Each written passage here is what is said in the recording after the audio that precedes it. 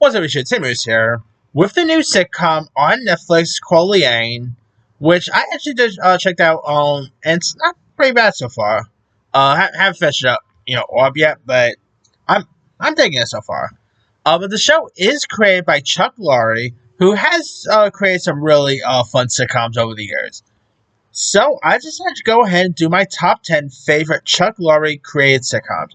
Now I know he wrote some stuff like he wrote Charles in Charge, Roseanne, and all, but I'm only talking about the shows he created, not the ones he just wrote and stuff like that. So obviously he's worked with like CBS, Netflix, and all. He's pretty much like one of the godfather of sitcoms there. So uh, here is of course my top 10 favorite Chuck Lorre created shows.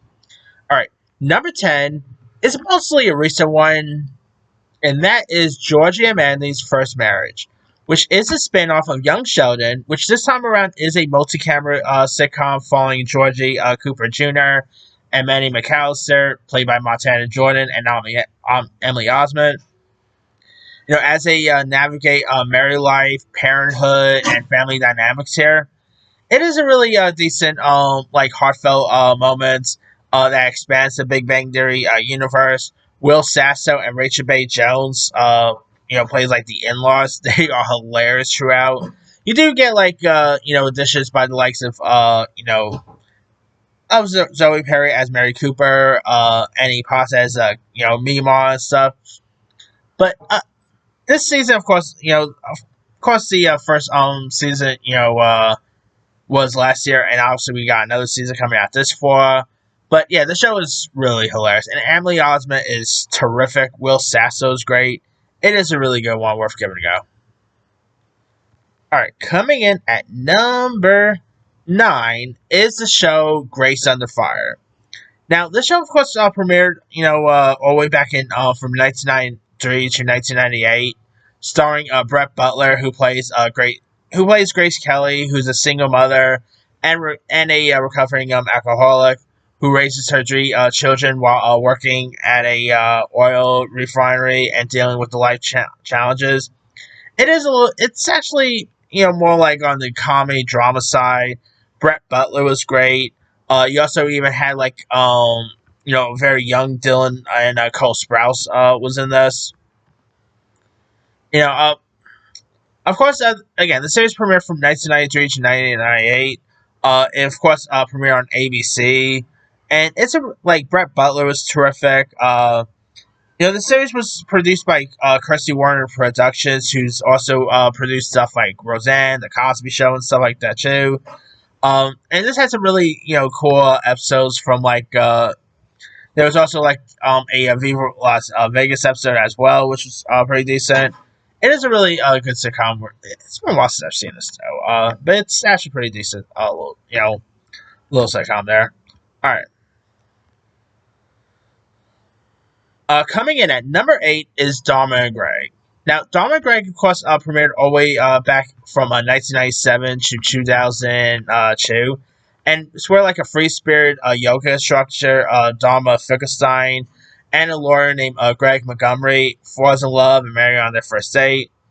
And the show blends, 90s charm with quirky comedy here.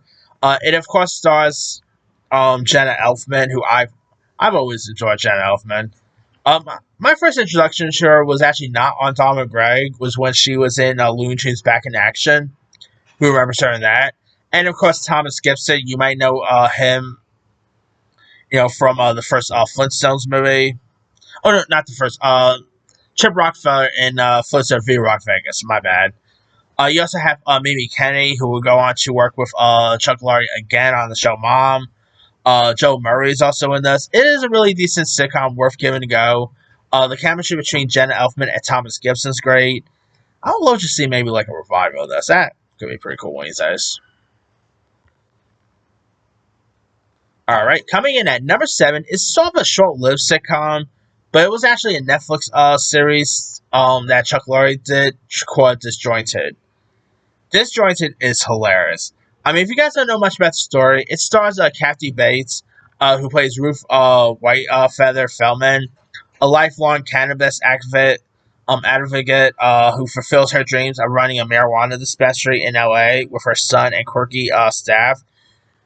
I mean, this show, like, it is, of course, a R-rated multicam sitcom, which you don't really see hardly anymore. Like, I love to see more, like, R-rated, multicam sitcoms. Like, there was that, remember that Louis C.K. series? I think it was called Lucky Louie. There was that. But I feel like you don't really get, like, multicam adult, like, these R-rated multicam sitcoms anymore, which is unfortunate. But yeah, Disjointed is really hilarious. It is, of course, a stoner sitcom that is well worth a watch. Tone Bell is great in this. Uh, the one who plays Mandy's brother on Georgie and Mandy, he's also in this series too, and he actually steals some scenes. It is a really hilarious series worth giving a go. It's such a shame they canceled it though. I think it only lasted for like 2 seasons. That's unfortunate. Number 6 is, of course, Silbo, which, of course, starred Sybil Shepherd, Alicia Witt, Michelle Pfeiffer's sister, Dee Dee Pfeiffer, Alan Rosenberg, who you might also know as Lip's, professor from Shameless. He was in this here. This, of course, stars Sybil Shepherd, who plays Sybil Sheridan, who's like a twice divorced actress in her 40s who struggles to revive her acting career, all while raising her daughters and dealing with personal, professional setbacks. Similar with, it's not like, Chuck's, top tier shows, but it is a really hilarious one. You even have one of the Duke boys from Dukes of Hazzard himself, Tom Wapott, was in this. Sybil Shepherd, obviously, you might know her from, like, Taxi Driver and many others. Sybil Shepherd is always incredible, and, it's always cool to see, like, sitcoms featuring, people's, like, featuring the main characters, like, the main actor's name, whether you talk about, like, Roseanne and stuff. So, and Sybil's definitely, up there as a pretty good one there. Alright. Coming in at number 5 is the Kamisky Method. Now, this show was a single-camera sitcom that starred Michael Douglas and Alan Arkin. This also premiered on Netflix, where, like, Sandy Kamisky is an aging acting coach in Hollywood, and his longtime agent and friend Norman Newlander, played by the late Alan Arkin, and explores, like, their friendship, careers, and personal lives as navigate aging, loss, and the absurdity of show business. And this series is great. Paul Reiser is hilarious. Haley Joel Osment pops up here. You even have, like, guest appearances by Danny DeVito, Kathleen Turner, and stuff. Kamisky Method definitely has some fun laughs to it, some fun heartfelt. It did score tons of Emmys. I think Michael Douglas actually won, if I'm not mistaken. But Sarah Baker is also in this as well. Nancy Travis from Last Man Standing fame is also in this. It is a really hilarious sitcom worth giving a go. Alright, coming in at number 4 is the sitcom Mom. Now, of course, this is the sitcom that stars Anna Faris as Chrissy, who's a single mom and recovering alcoholic, who, of course, has the help of her estranged mother, played by, Allison Janney. And it's a really hilarious, sitcom about, recovery and all.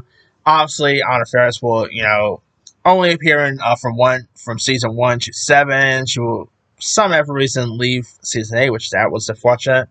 Allison Janney is hilarious. William Fichtner, which, by the way, I remember seeing when they first announced that William Fichtner was in this. I'm like, really? I've always known this guy as more the dramatic type guy, like more villain type roles. He has an act for comedy. He is really hilarious in his parts. Mimi Kenny as Marjorie is great. Jamie Presley, Beth Hart is great. Kristen Johnson. You even had some cool, fun guest appearances, like Chris Pratt makes an appearance because obviously Chris Pratt and Anna Faris was married at the time. So there's that. Even Rosie O'Donnell makes some appearances. It is a really nice, heartfelt sitcom worth giving a go. Alright. Coming in at number 3 is, of course, Young Sheldon. Of course, Young Sheldon is like the spin-off prequel, if you will, to The Big Bang Theory, which, of course, follows young Sheldon's Cooper, who's a child prodigy, growing up in East Texas in the late 1980s. And Young Sheldon was a really nice little sitcom. It definitely had a little bit of, like, the Wonder Years vibe to it. Uh, Ian Armitage was a great Sheldon. Like, you really saw this kid, growing up through each seasons. Lance Barber as George Cooper's Sir was great. Zoe Perry, who's, of course, by the way, the daughter of Lauren Metcalf, who will also go on to play Sheldon's mother on Big Bang Theory. She's great in this. Mima, played by Annie Potts, is great. I always love the guest appearances. Like, even Steve from Blue's Clues makes an appearance.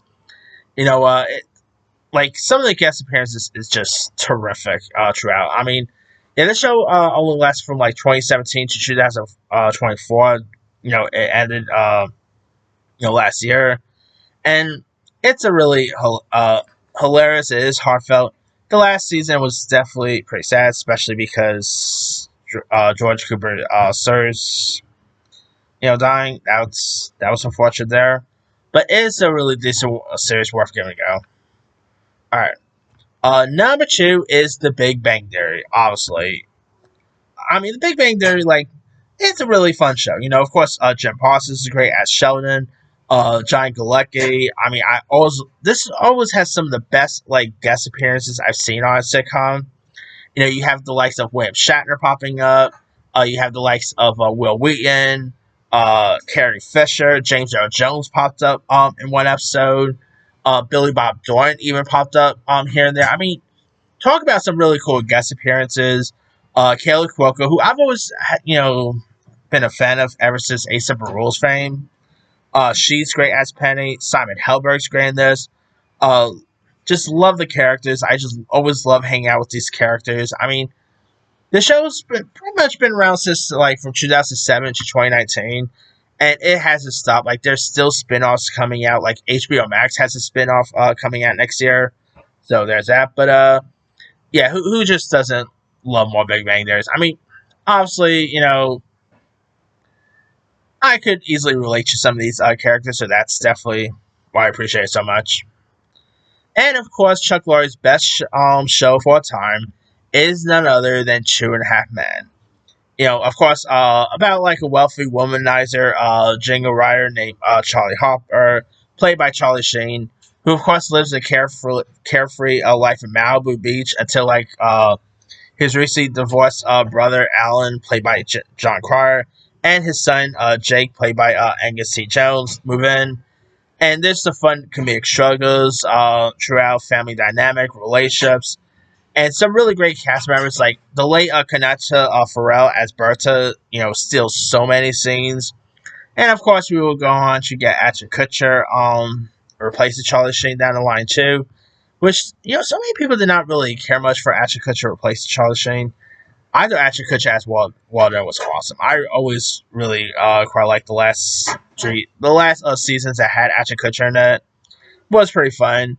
I mean, 2.5 Men definitely has some fun humor to it. Charlie Sheen and John Cryer play off each other well. The kid, Angus T. Jones is great in this. It is a really hilarious series, which I actually do quite enjoy more than I should have. I mean, it's a really great one. But that's pretty much it there. Here is, of course, my quick rundown. Number 10, George and Manny's First Marriage. 9, Grace Under Fire. 8, Dharma Greg. 7, Disjointed. 6, Silbo. 5, The Kamisky Method. 4, Mob. 3, Young Sheldon. 2, The Big Bang Theory. And number 1, 2.5 Men. Now, there's other ones he's done, like that show.